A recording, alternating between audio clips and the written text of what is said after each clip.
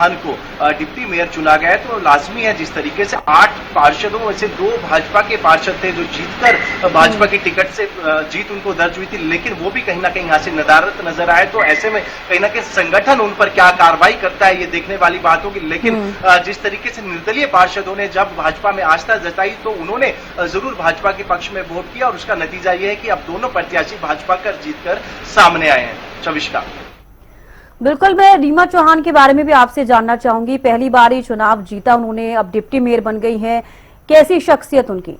संजय जी बिल्कुल, रीमा चौहान की बात करें तो उनके जो पति दीपक चौहान लगातार कहीं ना कहीं राजनीति में सक्रिय रहे और समाज सेवी के तौर पर उनको जाना जाता है और लगातार लोगों से जुड़े रहे और उसका फायदा कहीं ना कहीं अब रीमा चौहान को मिलता नजर आ रहा है। पहली बार उन्होंने चुनाव लड़ा, पहली बार पार्षद बनी और पहली बार ही बड़ी जिम्मेदारी सरकार के द्वारा उनको दी गई है। डिप्टी मेयर की जो भूमिका है वो काफी अहम हो जाती है किसी भी शहर में, शहर के डेवलपमेंट को लेकर, शहर के विकास को लेकर।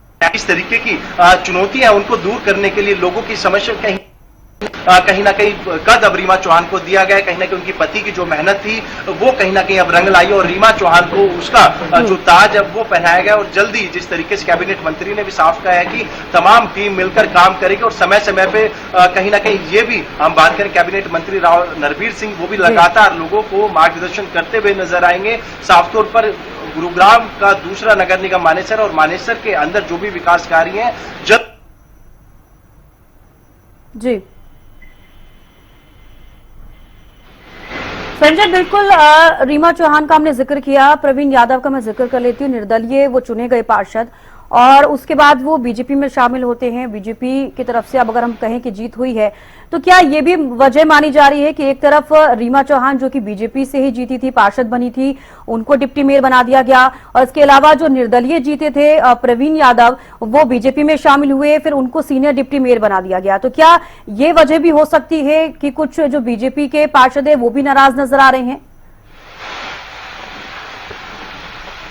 जी बिल्कुल, प्रवीण यादव की बात करूं तो प्रवीण यादव लगातार जो संगठन के लिए भाजपा में ही काम करते थे, लेकिन टिकट ना मिलने से वो नाराज नजर आए और उन्होंने निर्दलीय चुनावी ताल ठोकी और वो पार्षद बनकर के सामने आए। और कहीं ना कहीं उन्होंने आस्था जताई थी। जो 7 पार्षदों ने भाजपा में आस्था जताई थी उसमें से प्रवीण यादव भी एक नाम था, क्योंकि लगातार भाजपा संगठन के लिए प्रवीण यादव काम करते रहे। मानेसर के अंदर कहीं ना कहीं उनको अहम जिम्मेदारी दी गई थी, लेकिन जब टिकट नहीं मिली थी वो नाखुश हुए और उन्होंने निर्दलीय चुनाव लड़ा और वो जीत करके सामने आए। और जब निर्दलीय वो चुनाव जीते तो राव नरवीर सिंह की मौजूदगी में उन्होंने भाजपा का एक बार फिर दामन थामा और कहीं ना कहीं अब जब उन्होंने भाजपा में वो शामिल हुए तो कहीं ना कहीं उनको उपहार स्वरूप जो है सीनियर डिप्टी मेयर की जो जिम्मेदारी है वो दी गई है, क्योंकि पुराना नाता बीजेपी से माना जाता था और बीजेपी के लिए उन्होंने संगठन में भी काम किया है। लेकिन टिकट ना मिलने से जरूर नाराज थे, लेकिन जीतने के बाद फिर उन्होंने भाजपा को अपना समर्थन दिया। अब उस चीज का जो कहीं ना कहीं ताज अब वो प्रवीण यादव के सर पे सजाया और कहीं ना कहीं जिस तरीके से बारीकी से वो मानेसर नगर निगम के बारे में जानते हैं, खुद मानेसर गांव के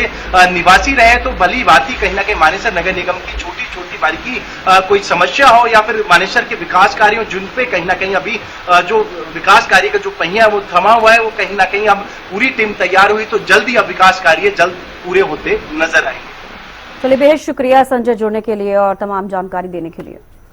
तो देखिए, ज्यादा बातचीत के लिए नेहा धवन बीजेपी प्रवक्ता हमारे साथ जुड़ गई हैं। नेहा जी, बहुत बहुत स्वागत है आपका हरियाणा न्यूज पर। धन्यवाद। सबसे पहले नेहा जी आपको मुबारकबाद देना चाहूंगी। बीजेपी से ही जो बात की जाए डिप्टी मेयर की और सीनियर डिप्टी मेयर की, दोनों ही सीटें जीत ली गई हैं। हालांकि निर्दलीय चुनाव लड़ा था प्रवीण यादव ने और उसके बाद वो बीजेपी में शामिल हुए। सबसे पहले आपको बधाई देना चाहूंगी, इसके अलावा आपकी प्रतिक्रियाएं भी चाहूंगी। धन्यवाद। मेरी तरफ से भी प्रवीण यादव जी को भी और दोनों ही पदों पर डिप्टी मेयर और सीनियर डिप्टी मेयर पर जो चुने गए हैं उनको बहुत बहुत शुभकामनाएं, बहुत बहुत बधाई। और उम्मीद करते हैं कि भारतीय जनता पार्टी संगठन की जो नीतियां हैं उन नीतियों के अकॉर्डिंग वो अपने संबंधित क्षेत्र में काम करेंगे और जनता की जो समस्याएं हैं उनका निवारण करेंगे। देखिए, बहुत अच्छी बात है ये तो कि भारतीय जनता पार्टी का समर्थन जो है वो लोग दे रहे हैं, चाहे वो किसी भी तरह से हो, चाहे वो जनता के डायरेक्ट चुने गए प्रत्याशी हों, उम्मीदवारों को उन्होंने चुना, और चाहे वो विधानसभा हो या सांसद क्षेत्र के लोगों को चुना गया हो। भारतीय जनता पार्टी के समर्थन में हरियाणा प्रदेश की जनता है, इसको देखकर अच्छा लगता है। और जो अभी आज जो चुनाव होना था मानेसर का, वो भी बैलेट पेपर से चुनाव होना था, वो अच्छा हुआ और भारतीय जनता पार्टी के समर्थन में गया। ये हमारे लिए सुखद बात है।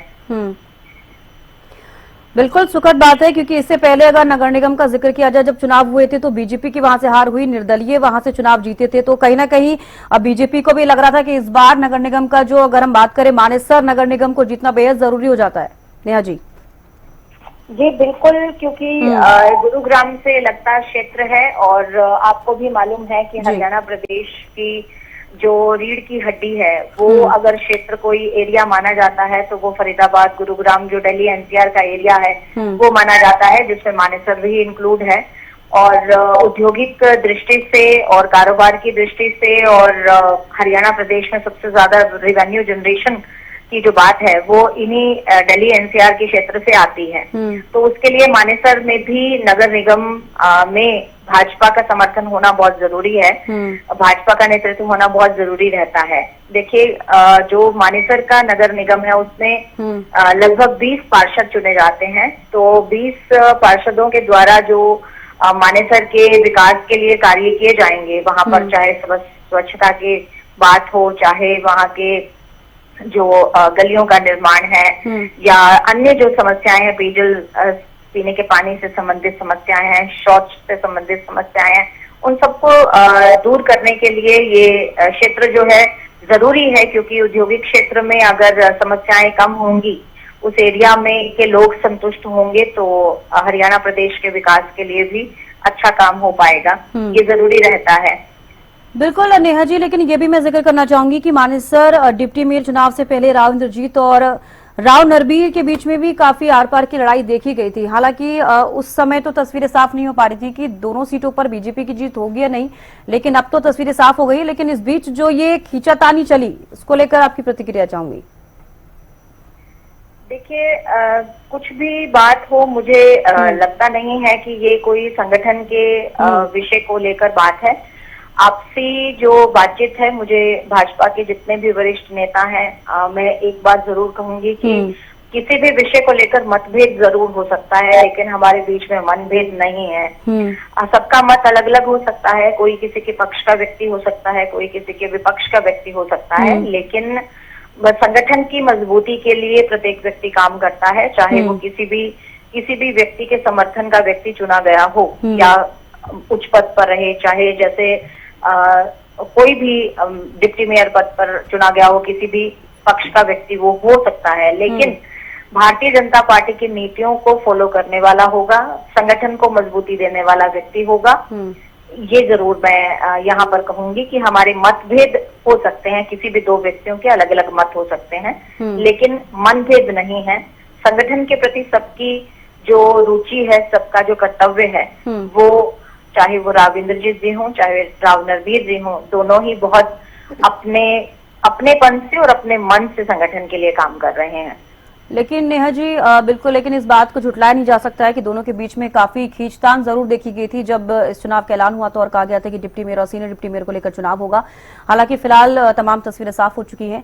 बेहद शुक्रिया नेहा जी, आप जुड़ी और आपने अपनी प्रतिक्रियाएं दी और बातचीत की कि क्या कुछ आगे अब रहेगा। तो देखिए, आपको बता दें कि एक सबसे बड़ा सवाल ये भी बना हुआ है कि इस बीच राव इंद्रजीत और राव नरबीर के बीच में जब आर पार की लड़ाई चल रही थी, उस बीच तमाम कयास भी लगाए जा रहे थे कि कुछ भी उलट-पुलट हो भी सकता है। लेकिन इस बीच अब जब एक बीजेपी के पार्षद चुना गया और एक निर्दलीय जो कि बीजेपी में शामिल हुए उसको चुना गया है, तो तमाम अब तस्वीरें साफ हो गई हैं।